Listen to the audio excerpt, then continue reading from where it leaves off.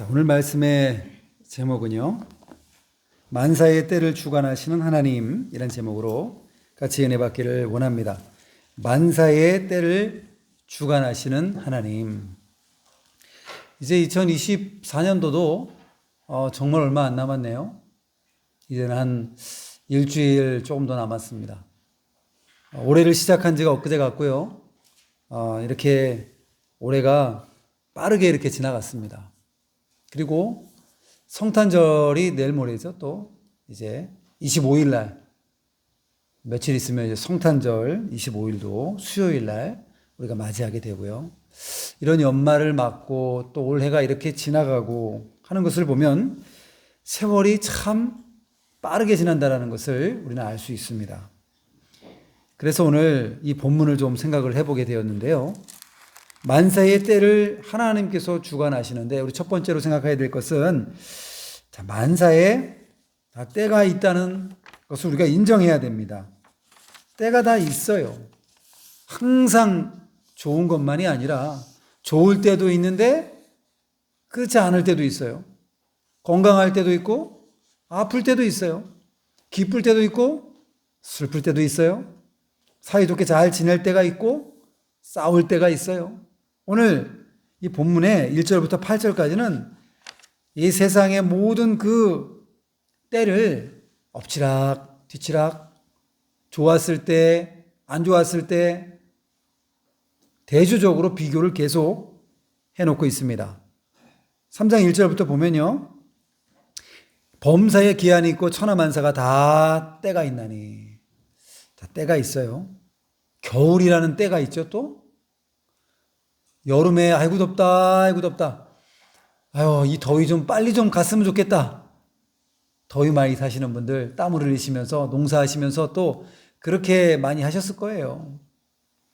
그러고서 얼마 지나지 않았더니만 금방 겨울이 와가지고요, 또 이렇게 겨울, 아주 추운 겨울을 우리가 이렇게 또 맞고 있고, 눈도 많이 내리는 겨울을 또 맞았어요. 추위 많이 타시는 분은 봄이 빨리 왔으면 좋겠다, 따뜻한 날이 빨리 왔으면 좋겠다, 또 그렇게 또 생각하시는 분도 있으시겠죠. 여름이 그렇게 더웠는데 금방 지나가고요. 겨울이 지금 춥지만 벌써 12월이 지나간다는 건 1월, 2월만 거의 지나가면 겨울도 이제 한 60일밖에 안 남았어요. 3월달 돼도 물론 춥긴 하지만 꽃샘추위 조금 하다가 꽃이 필 겁니다. 이제 꽃이 펴요.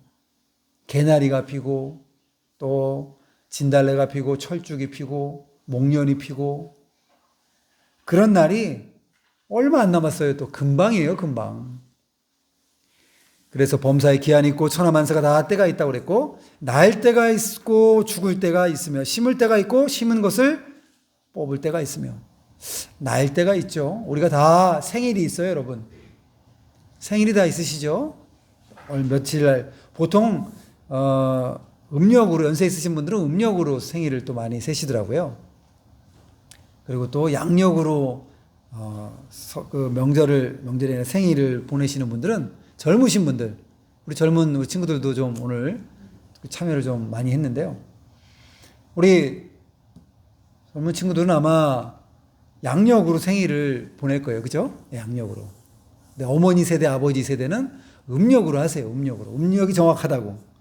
양력은 자기 생일이 아니라고 그러면서 그렇게도 하시죠. 근데 중요한 건 누구나 다 태어날 때가 있다는 거예요.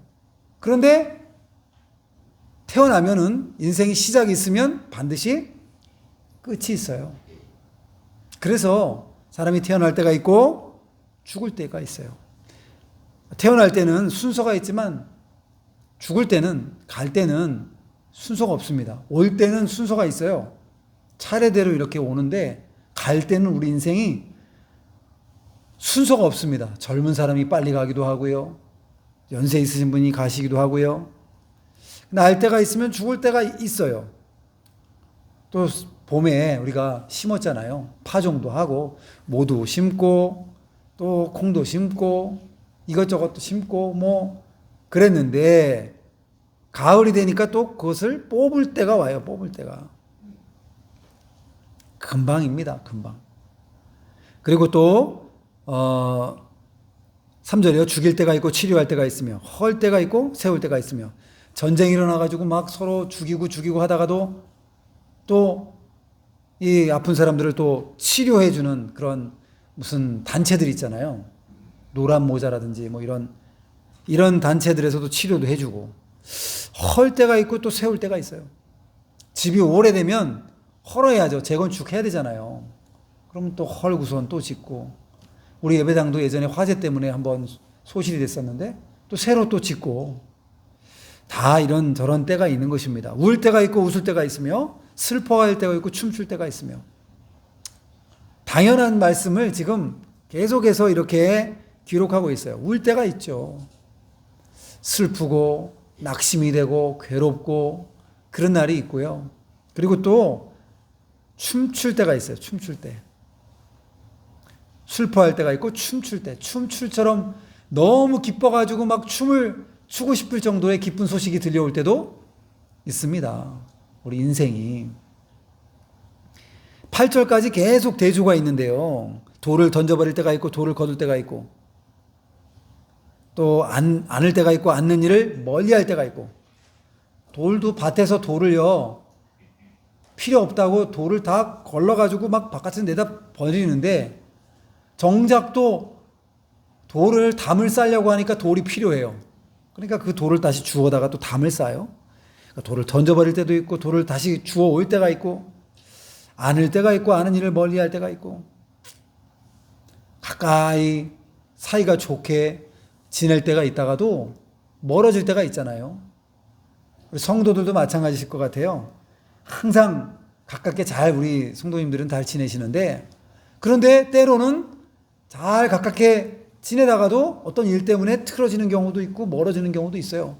우리 친구들도 마찬가지예요. 우리 청년들도 그렇게 친했던 친구가 있는데 어떤 계기가 있어가지고 그 친구하고 멀어질 때도 있습니다. 찢을 때가 있고요. 7절에 찢을 때가 있고 꿰맬 때가 있으며 잠잠할 때가 있고 말할 때가 있으며 찢어요. 이스라엘 백성들은 슬픔이 있으면은 이 옷을 찢었어요. 옷을. 근데 지금 옷은 우리 안 찢어지잖아요, 잘. 이스라엘 백성들은 잘 찢어지도록 여기다 이렇게 꿰매놨어요, 이렇게. 그래가지고 팍 뜯으면 뜯어지는 거예요. 확 뜯으면 여기만 뜯어지는 거예요. 내가 이만큼 슬프다는 걸 표현하기 위해서 옷을 막 뜯고 찢고 이러면서 표현하고 기도하고 했었어요, 이스라엘 백성들이. 그래서 성경에 보면 옷을 찢고 뭐 슬퍼한다는 표현들이 많이 나오잖아요. 그것이 그런 겁니다. 그런데 찢고 나니까 또 슬픔을 다 표현했는데 집에 가서는요, 아내한테 또 꿰매달라 그러는 거예요. 꿰매달라고 이거 찢었으니까. 그래서 또 꿰맬 때가 있어요. 잠잠할 때가 있고 말하지 않아야 될 때가 있고 또 말해야 될 때가 있고 그렇습니다. 사랑할 때가 있고 그 다음에도 미워할 때가 있으며 전쟁할 때가 있고 평화할 때가 있고 이 8절까지는 그런 말씀을 하고 있어요. 자, 전쟁도 마찬가지예요. 일본하고 미국하고 진주만 공격을 통해서 히로시마 나가사키 그 원자 폭탄을 투여했잖아요. 그래서 완전 전범 국가라 그래가지고 지금도 전쟁할 수 없는 나라가 됐잖아요, 일본이. 먼저 전쟁을 일으킬 수가 없어요. 근데 법을 자꾸 일본이 바꾸려고 그래요. 전쟁할 수 있는 나라, 자기들이 먼저 공격할 수 있는 나라, 그리고 자위적인 측면에 있어서 또 방어하고 공격할 수 있는 나라. 그 일본에서는 탱크를 우리 전차라고 부르잖아요, 전차. 일본에서는 전차라고 부를 수가 없어요. 왜냐하면 전쟁하는 무기니까 이름을 전차라고 못 부른대요. 뭐라고 부르냐? 특차라고 부른대요. 특차. 그러니까 일본은 전쟁을 할 수 없는 나라예요. 그 나라는 전범 나라이기 때문에 아직도. 그래서 중국하고 막 마찰이 있어도 중국을 먼저 공격할 수가 없어요. 자기들이 뭔가 공격을 받고 피해를 받으면 그때 대응하는 건 할 수 있어도 본인들이 먼저 공격을 못 해요, 일본은 지금. 그런데 일본의 우익 그 정치인들과 단체들이 지금 어떻게 개헌을 하려고 하냐면 전쟁할 수 있는 나라로 만들려고 그래요. 자기들이 먼저 공격할 수 있는 나라가 하려고 헌법을 이제 개정을 지금 하는 작업이 들어간 거예요. 그러니까 일본이 다시 예전처럼 전쟁을 일으킬 수 있는 나라가 되고, 또 그러한 2차 세계대전까지 일어났잖아요. 3차 세계대전이 또 안 일어나는 법이 없을 것 같아요. 일어나면 안 되겠죠, 물론. 이 말씀을 왜 드리냐면, 그렇게 일본이 전범의 나라예요. 그러니까 미국이 완전 미국의 영향력 아래서 이렇게 미국이 꽉 눌러놨는데, 아니 가만히 보니까 일본이 성장하고 혼자 미국이 저 북한을 견제하고 중국을 견제하는 게 너무 힘드니까 일본을 끌어들여서 일본과 미국이 동맹을 맺었어요. 이제 일본이 공격당하면 미국이 도와주고요. 또 미국이 공격당하면 일본이 도와주고요. 지금 동맹국이 됐어요. 이게 뭐냐면 전쟁할 때가 있고 평화할 때가 있는 거예요. 전쟁을 그렇게 하다가도 적으로 막 그러다가도 지금은 한미일 공조를 하고 있잖아요. 우리도 어쩔 수 없이 일본과 공조를 하고 있어요. 지소미아 여러분 들어보셨죠? 그래서 지금은 역사적으로는 이제 일본이 좀 아직까지도 잘 반성하지 않고 이런 부분들도 있지만, 그러나 이 국제적인 정세나 국익을 위해서는 어쩔 수 없이 미국하고 세 개 나라가 동맹국으로 동맹을 맺어 있는 거예요, 지금. 우리도 일본하고 얼마나 사이가 안 좋았어요. 일본을 그 일제강점기 얼마나 그 긴 시간 동안에 우리를 고생시켰습니까? 그러나 그 일본을 어쩔 수 없이 우리는 지금 또 동맹국으로 함께 가야 되는 상황 가운데 있는 거예요. 인생의 그 관계도, 사람의 관계도 변해요.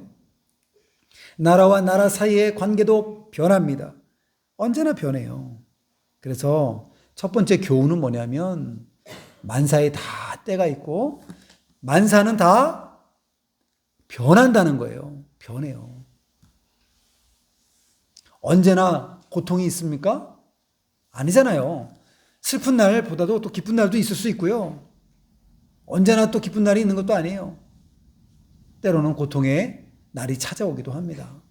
바다가 잔잔하면 좋잖아요. 항상 잔잔하면 사고도 안 일어나게요?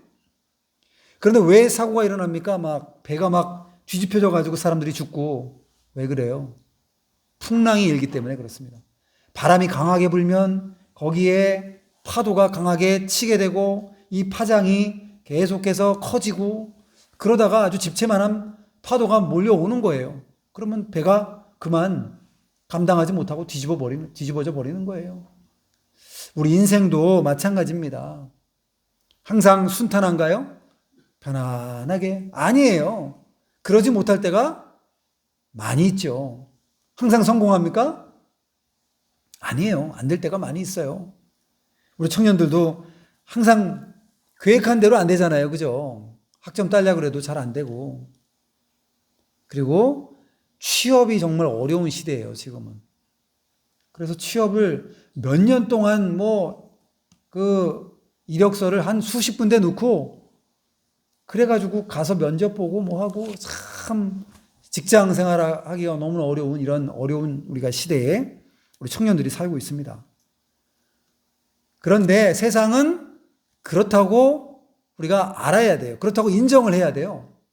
원래 그렇습니다. 세상이 원래 그런 거예요, 원래. 세상이 나에 대해서 세상으로 나오기만 하면, 대학 졸업하기만 하면 그때부터 어서 오세요. 팔을 벌리고 안아줄 것 같지만 세상은 그렇지 않아요. 대학도 입학하면 고등학교 3년, 초등학교 6년과 중학교 3년 너는 얼마나 힘들었나 그러면서 대학 들어갔으니까 이제부터 자유다. 가면 또 시험이 있어요. 중간고사, 기말고사가 또 있어요. 학점 관리도 해야 돼요.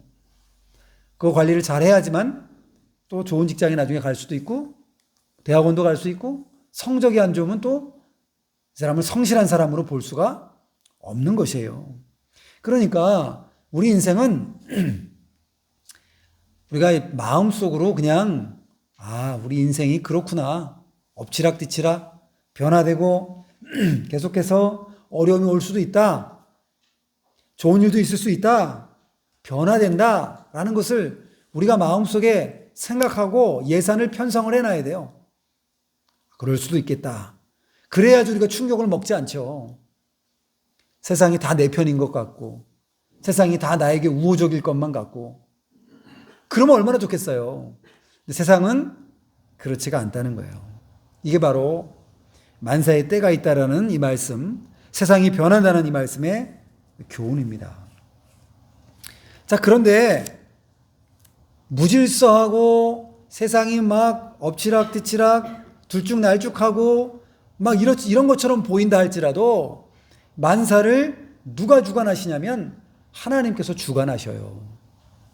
알고 보면 하나님의 계획 가운데에 이 만사를 이끌어가고 계십니다. 11절에도 이 말씀이 있어요. 하나님이 모든 것을 지으시되 때를 따라 아름답게 하셨고 또 사람들에게는 영혼을 사모하는 마음을 주셨느니라. 그러나 하나님이 하시는 일의 시종을 사람으로 측량할 수 없게 하셨도다. 하나님이 모든 것들을 지으셨어요. 하나님이 창조하셨어요. 창조론이냐 진화론이냐 막 토론도 많이 하는데 무기물에서 갑자기 유기 생명체가 나올 수가 없어요. 우연히 될 수가 없어요. 수천 년, 수만 년, 수억 년이 지난다 할지라도 아무것도 없는 무기물, 유튜브에서 제가 화성 영상이라고 해가지고 올라온 걸 잠깐 봤거든요. 근데 화성이요? 어떻게 생겼냐면 거기 그 촬영을 하고 로봇이 가가지고 촬영을 했어요. 그런데 그냥 우리 사는 그 사막 있잖아요. 사막이나 그런 자갈이 있는 그런 들판 그런 것 같아요. 꼭 생명체는 없어요. 생명체는 없는데 그냥 자갈과 모래와 이런 것들 있죠. 물도 없어요. 물도 없어. 없고 그냥 그런 것만 있어요. 근데 화성에서 생명체가 있을 수가 있을까 과연? 그러한 생명체가 없는 무기물만 있는 곳에서 생명체가 과연 갑자기 어느 날 출현할 수 있을까? 이거는 불가능해요. 제로예요, 제로.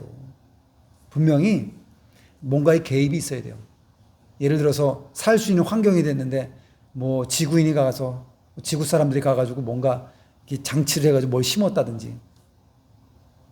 우리 지구도요, 이 가스 덩어리, 또 이 먼지 덩어리였단 말이에요. 여기에서 어떻게 갑자기 단세포 생물이 생기고 어떻게 이게 진화돼가지고 어떻게 사람이 될 수 있겠습니까? 그러면 어딘가에도 사람으로 진화하고 있는 원숭이가 좀 있어야 될 거 아니에요, 어디에? 절대 못 찾아요. 화석도 안 나왔어요. 그래서 창조론이 확실히 더 맞다. 하나님께서 개입하셔서 만드셨다라는 것을 우리가 인정해야 되고요. 여기에 하나님 모든 것을 지으셨고 창조하셨고 때를 따라 아름답게 하셨대요. 때를 따라. 하나님이 그냥 우주를 만드시고 지구를 만드시고 그 다음에 내버려 두신 것이 아니에요. 지금도 지구가 돌고요. 태양 주위를 돌고요. 정확하게 모르겠습니다. 제가 보긴 했는데 잊어버렸는데 태양 주위를 지구가 370km였는데 시속인지 초속인지 모르겠어요.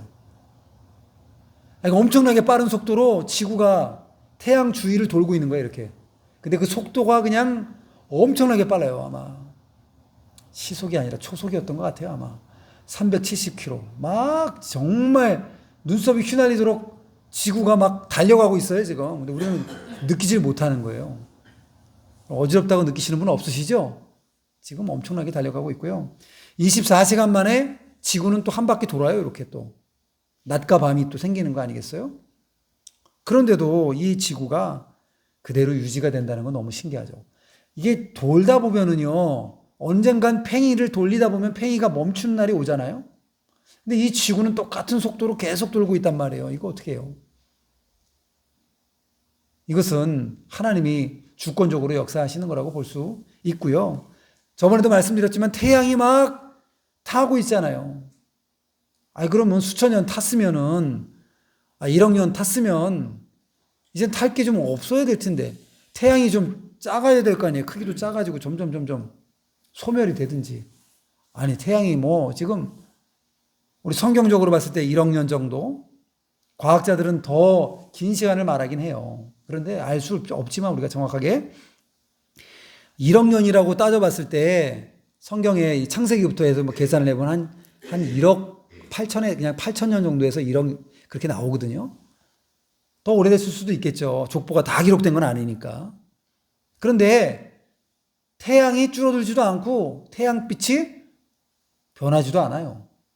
태양이 뭐 그때는 더 뜨거웠는데 지금은 좀 덜 뜨겁고 점점 식어가가지고 점점 우리 지구가 빙하기가 오고, 그게 아니란 말이에요. 태양은 똑같이 열과 빛을 내고 있어요. 이것도 어떻게 설명할 거예요? 너무나 신기한 일인 겁니다. 하나님께서 창조하셨고 하나님이 또 섭리하셔요. 하나님이 이끌어 가셔요. 하나님이 다 주관해 가셔요. 우리의 인생도 마찬가지입니다. 때를 따라 아름답게 하셨어요. 그런데 사람이 그 모든 일들을 알 수 없게 하셨다 그랬어요. 자, 다시 한번 읽습니다. 11절. 하나님이 모든 것을 지으시되 때를 따라 아름답게 하셨고 또 사람들에게는 영혼을 사모하는 마음을 주셨느니라. 그러나 하나님이 하시는 일의 시종을 사람으로 측량할 수 없게 하셨도다. 하나님이 하시는 일의 시종을 사람이 알 수 없어요. 여러분, 죽는 날 모르시죠? 언제 천국 가실지 아무도 모르시죠? 모르셔야지 정상이에요. 알면 행복할까요? 내가 죽는 날을 알면 행복한 게 아니라 뭔가 잘 준비할 수도 있겠지만, 물론 죽는 날을 알면 불안해가지고요, 큰 문제가 생겨요. 내가 글쎄 일주일에 죽는다고 하나님이 알려주셨다고 해보세요, 여러분. 그러면 마음이 내가 어떻게 죽을까? 교통사고로 죽을까? 아니면 어떻게 무슨 전쟁이 나서 죽을까? 병이 걸려서 죽을까? 막 그 고민하다가 밤에 죽을까? 낮에 죽을까? 자다가 죽을까? 아니면 어디 이동하다 죽을까? 걸어가다 죽을까? 이 생각만 하다가 어떻게 죽을까 생각만 하면 불안해가지고 사람이 살 수가 없을 거예요. 물론 예수님 믿어도 그 어떤 그 무의식적인, 좀 뭐랄까요, 본능적인 불안함이 있잖아요. 우리는 예수님 믿어서 천국 가는데 뭐가 두렵냐고. 맞아요, 그 말씀도. 하지만 우리는 연약하기 때문에 불안해요. 할 수 있어요. 불안해할 수 있어요, 본능적으로. 그래서 우리가 죽는 날을 모르는 것이 은혜예요, 은혜. 여러분, 제일 정말 복되게 천국 가시는 분은 주무시다가 가시는 게 진짜 복되신 분인 것 같아요. 그죠? 자는 것처럼 주무시다가 아침에 그냥 천국에서 눈을 뜨시는 거예요. 그래서 우리가 어떻게 하나님 만날지 모르는데 그것도 우리가 기도해야 돼요. 기도해야 됩니다. 여기에 하나님께서 만사의 때를 주관하신다는 거예요. 우리가 좋은 일도 하나님이 주관하시고 나쁜 일도 하나님이 주관하셔요. 물론 우리가 죄를 짓는 것은 하나님이 원하시는 뜻이 아니에요. 우리가 우리 멋대로 우리 욕심을 부려서 죄를 짓는 것이죠. 하나님은 우리가 죄를 짓기를 원하시는 분이 아닌 거예요. 여러분, 요셉도 해와 달과 11별이 자기에게 절하는 꿈, 그리고 또 11곡식단이 자기 곡식단에게 절하는 꿈을 꿔요. 그러면 그 꿈이 빨리 좀 실현이 되든지 말이에요. 형들에게 모함을 당해서 구덩이에 빠지질 않나? 미디안 상인들에게 팔리질 않나? 그러더니만 보디발 장군이 또 눈을 깜빡깜빡하고 유혹해가지고, 글쎄 잘못도 뭐 안 했는데 누명을 씌우고 강간범으로 몰려가지고 그 옥중에 또 감옥에 갇히게 되고, 요셉은 올라가는 꿈인데 분명히 내려간단 말이에요. 계속 내려가요. 알고 봤더니 거기가 정치범 수용소 같은 감옥이었는데 떡 맡은 관원장, 술 맡은 관원장, 이런 사람들이 오는 곳이에요.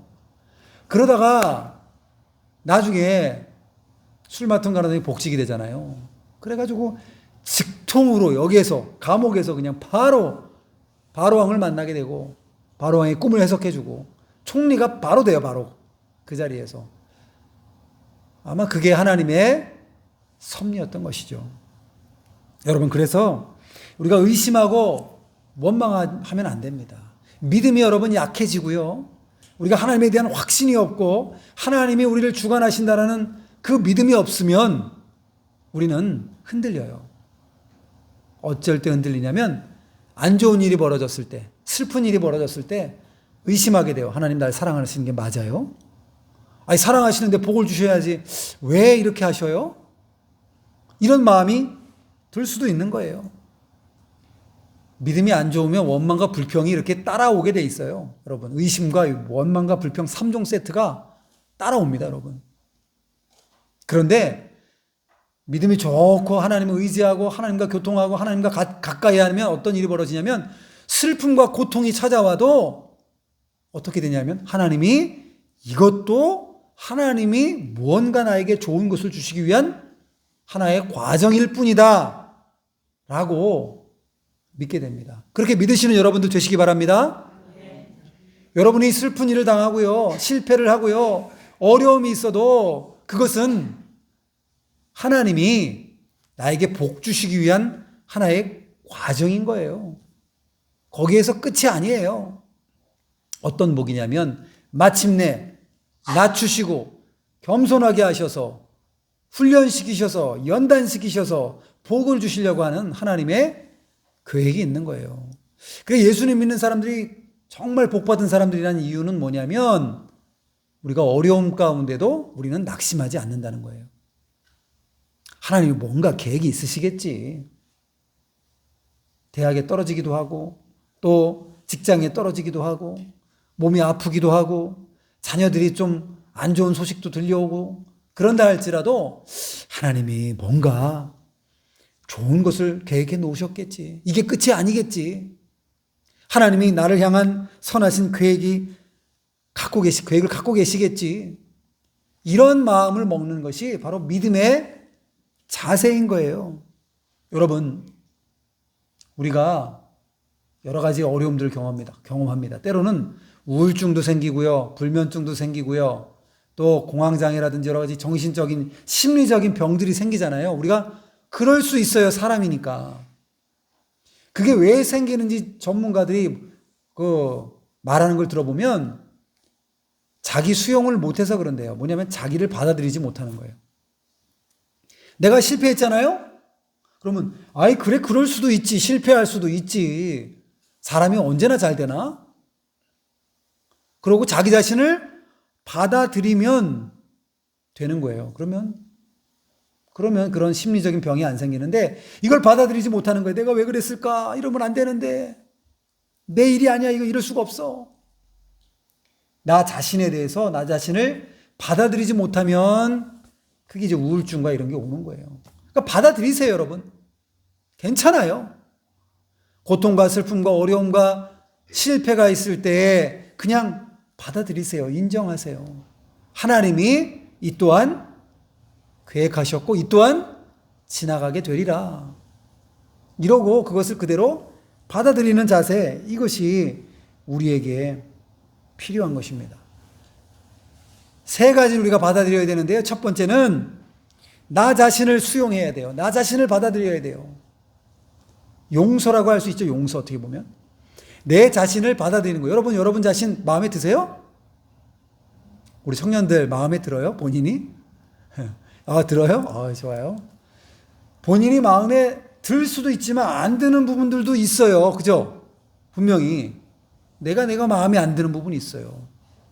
그래도 그것조차도 나니까 받아들이는 거예요. 그래, 그럴 수 있지. 그래, 이게 나야. 그러고 받아들이면 건강한 사람이에요. 근데 이것을 못 받아들이고 나 자신을, 내 속에 있는 다른 내가 나 자신을 막 공격한다니까요. 너 그것밖에 안 돼? 그것밖에 못해? 그리고 받아들이지 못하면 이 여러 가지 우울증과 이런 어려움들은 자기 스스로가 자기 스스로 공격해서 생기는 병이에요. 그냥 받아들이세요. 그리고 두 번째는 또 다른 사람을 수용해야 돼요. 저 사람 왜 나에게 이렇게 했을까? 저 사람 왜 나를 이렇게 공격할까? 저 사람은 왜 속에 뭐가 있길래 이렇게 나를 자꾸 상처 주는 말을 할까? 그렇게 생각할 수 있는데 그냥 받아들이세요. 그 사람도 나랑 다른 사람이고 생각이 다른 거예요. 그냥 그렇게 해서 그냥 수용해야 돼요. 수용. 나도 수용하고 다른 사람도 받아들이고 또 한 분을 수용해야 되는데 어떤 분이냐면 바로 하나님을 받아들여야 돼요. 하나님이 하시는 일을 그대로 받아들이는 것이 믿음입니다. 그런데 우리가 환난과 어려움을 당할 때 하나님이 하시는 일을 받아들일 수가 없을 때가 많아요. 하나님 왜 이러셨습니까? 이러시는 건 아니죠. 저한테 제가 교회 봉사도 얼마나 많이 하고 11조도 하고 헌금도 얼마나 많이 하고 그러는데 왜 저에게 이런 일이 벌어져요? 하나님 해도 너무 하시네요.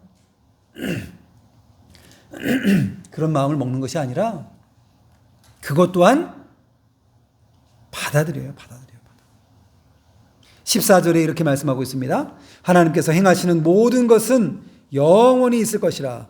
그 위에 더할 수도 없고 그것에서 덜할 수도 없나니 하나님이 이같이 행하심은 사람들이 그의 앞에서 경외하게 하려 하심인 줄을 내가 알았도다. 하나님이 하시는 것이 영원히 있고요. 그것을 사람이 더할 수도 없고 뺄 수도 없어요. 덜할 수도 없어요. 하나님이 하시는 주권을 사람이 어떻게 변동을 할 수가 없는 거예요. 물론 기도하면 하나님이 기도의 응답을 통하여 변화되게 해주시는 경우도 있죠. 그러나 하나님의 어떤 주권적으로 하나님이 모든 것들을 해나가신다는 거예요. 이제 말씀 좀 정리하려고 하는데요. 만사에 때가 있고 세상은 변한다는 사실을 우리는 받아들이고 인정해야 됩니다. 그냥 그러려니 그럴 수 있지. 저 사람이 나를 사랑하는데 갑자기 왜 저러지 저 사람이? 그게 아니라 사람이니까 그런 거예요. 그냥 세상이 사업이 잘 되는데 왜 요즘에 장사가 이렇게 안 되지? 그런 거예요. 세상은 잘 될 때가 있다가 안 할 때가. 주식이 이렇게 올라가더니만 왜 주식이 이렇게 폭망했지? 원래 주식이 그런 거예요. 집값이 아파트값이 이렇게 쭉 올라가서 연끌을 해가지고 돈을 모아가지고 대출을 받아가지고 아파트를 샀는데 쫙 떨어져가지고 왜 그렇지? 원래 아파트가 그런 거예요. 또 오르락내리락. 만사의 때가 있고 세상이 변한다는 사실을 여러분 인정하시는 여러분들 되시기 바랍니다. 두 번째는요, 정리하려고 말씀드리는 거예요. 하나님의 주권을 인정하시는 여러분들 되시기 바랍니다.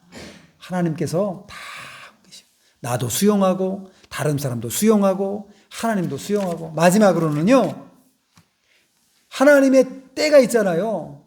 그 때가 중요한 거예요. 그런데 우리는 보통 나의 때를 더 중요하게 생각해요. 내 생각을 더 중요하게 생각해요. 내가 이것을 지금 해야지? 그럴 때가 아니에요. 하나님은 과연 이것을 내가 할 때로 보시는가를 물어봐야 돼. 하나님께 먼저 기도하면서. 그게 중요한 것이죠. 야곱도 자기가 장자가 될 거잖아요. 하나님이 작은 자가 큰 자가 작은 자를 섬기겠다고 그랬는데, 그런데 꾀를 쓰고 창세기, 우리 새벽에도 계속 창세기를 우리가 보고 있어요. 야곱이 얼마나 속이고 또 속이고 그러다가 자기가 나중에 속아요. 막 그렇게 안 해도 하나님 복을 주실 건데, 하만이 모르드게를 죽이기 위해서 장대를 세우고 말이죠. 지지난 시간인가 우리가 에스더에 대해서도 한번 말씀을 통해 들었지 않습니까? 자기가 죽을지도 모르고 장대를 세워놨어요. 그 큰 나무에 자기가 달려서 죽고 맙니다. 베드로도 또 부활하신 예수님 만난 다음에 초막셋을 지을 건데, 거기에서 또 모세를 위하여 엘리야를 위하여 그리고 주님을 위해 예수님을 위해서 초막을 짓겠다 그랬어요. 그럴 때 아니잖아요. 초막 짓고 거기에서 아이고 좋다 예수님 섬기고 그럴 때가 아니잖아요. 제자인데 내려가서 마을에 내려가서 전도해야 될 때인데 거기에서 여기가 좋다 그러고서 초막을 지을 때가 아니라는 거예요. 여러분, 우리가 하나님의 때를 분별해야 됩니다. 내 때가 아니에요. 하나님은 과연 이것을 할 때를 원하시는 것인가? 내가 이 일을 과연 할 때가 맞는 것인가? 이것을 분별해야 돼요. 그래야지만 그 때를 따라서 우리가 수고한 대로 먹는 은혜가 있는 것입니다. 10절이에요. 9절 10절입니다. 일하는 자가 그의 수고로 말미암아 무슨 이익이 있으랴? 하나님이 인생들에게 노고를 주사 애쓰게 하신 것을 내가 보았노라. 애쓰겠어요. 13절이에요. 사람마다 먹고 마시는 것과 수고함으로 낙을 누리는 것, 그것이 하나님의 선물인 줄을 또한 알았도다. 기뻐하며 선을 행하면서 하나님의 때를 분별하고, 내 때가 아니에요, 내 고집이 아니에요, 내 생각이 아니에요, 하나님이 기뻐하시는 그 생각으로 살아가는 것이 더 중요하다는 것입니다. 저와 여러분, 만사의 때가 있는 줄을 알고 하나님의 주권을 인정하시고 그 때를 잘 분별해서, 시대를 분별하고 때를 분별해서 내가 지금 이 시간에 이 때에 하나님께 무엇을 해야 될 것인가, 여러분 잘 분별하고 실천하여서 복을 받는 여러분들 다 되시기를 주님의 이름으로